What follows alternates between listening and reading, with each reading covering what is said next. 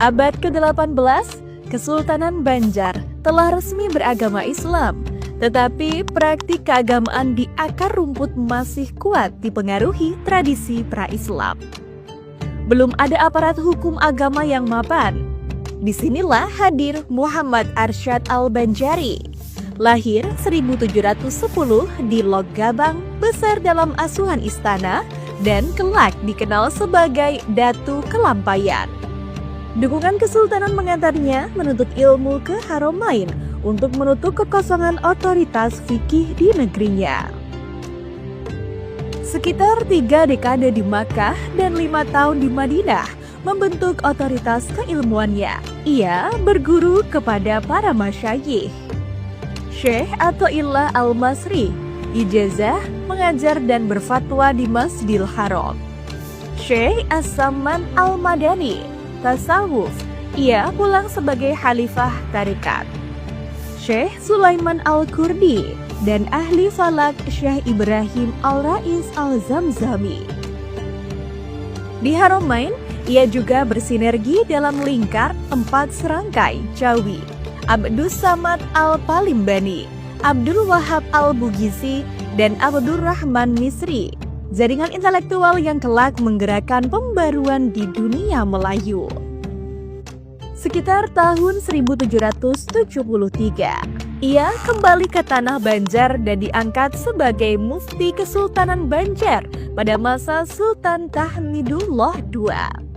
Sebagai mufti, ia melakukan banyak pembaruan penting yang berpusat pada 3 hal utama. 1. Mendirikan Mahkamah Syariah, yaitu pengadilan agama resmi kerajaan. Ia menata jabatan mufti dan qadhi agar hukum fikih bisa diterapkan dalam pemerintahan. 2. Membangun pusat pendidikan. Dalam pagar sekitar 4 km dari Martapura, bersama Syekh Abdul Wahab Al-Bugisi, tempat ini berfungsi sebagai sekolah bagi calon hakim dan ulama. 3. Menyusun kitab fikih berbahasa Melayu, agar ajaran Islam lebih mudah dipahami dan diterapkan oleh masyarakat. Atas permintaan Sultan, ia menulis kitab Sabilal Muhtadin li Tafaqquh fi Amriddin sekitar 1779 hingga 1781. Kitab fikih mazhab Syafi'i yang disesuaikan dengan adat dan kondisi masyarakat Kalimantan. Beberapa ijtihadnya sangat kontekstual, seperti membolehkan jamban terapung karena alasan kebersihan dan aurat, serta mengizinkan penggunaan peti jenazah tabala di tanah berair. Fleksibilitas inilah yang membuat Sabilal Muhtadin diterima luas hingga ke Sumatera, Semenanjung, Patani, Brunei, dan Filipina Selatan. Sebelum menulis Sabilal, ia menulis Tuhfat Al-Raghibin sekitar 1774. Risalah Akidah Ahlussunnah wal Jamaah yang meneguhkan dasar keimanan dan otoritas keagamaan di Kesultanan Banjar. Dalam karya Mas'alatul Qiblah fil Batawi, ia menghitung ulang arah kiblat masjid di Batavia dengan metode astronomi, menunjukkan pandangan keagamaan yang ilmiah dan presisi. Selain 2 karya besar itu, ia juga menulis tentang ilmu falak, waris, nikah, tasawuf, dan qiraah. Semuanya disusun untuk memenuhi kebutuhan nyata masyarakat dalam bidang peradilan, pendidikan, dan pembinaan umat.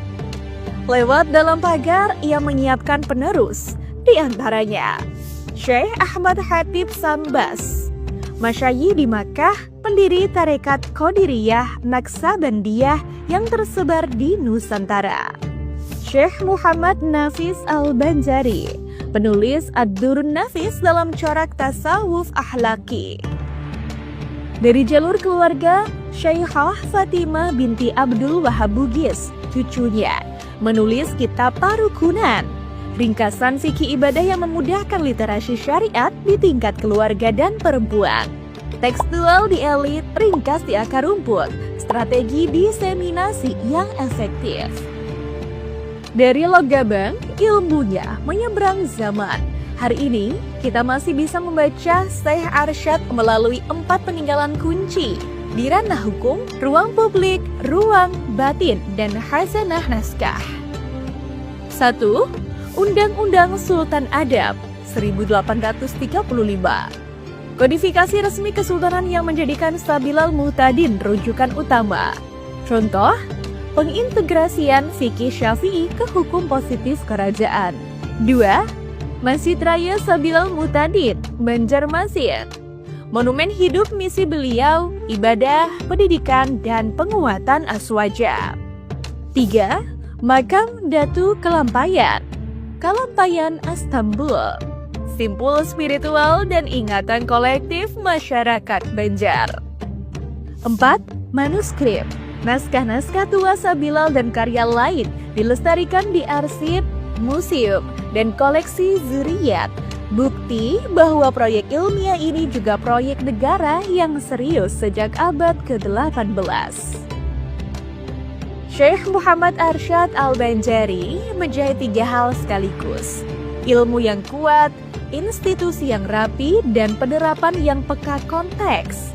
Ia menggeser corak keberislaman Banjar dan memengaruhi dunia Melayu menjadi legal rasional, namun tetap arif pada kearifan lokal. Dari Logabang ke Harumain, lalu kembali dengan sistem. Begitulah jejak panjang mufti, mujtahid konstekstual, dan arsitek reformasi yang pengaruhnya masih hidup hingga hari ini.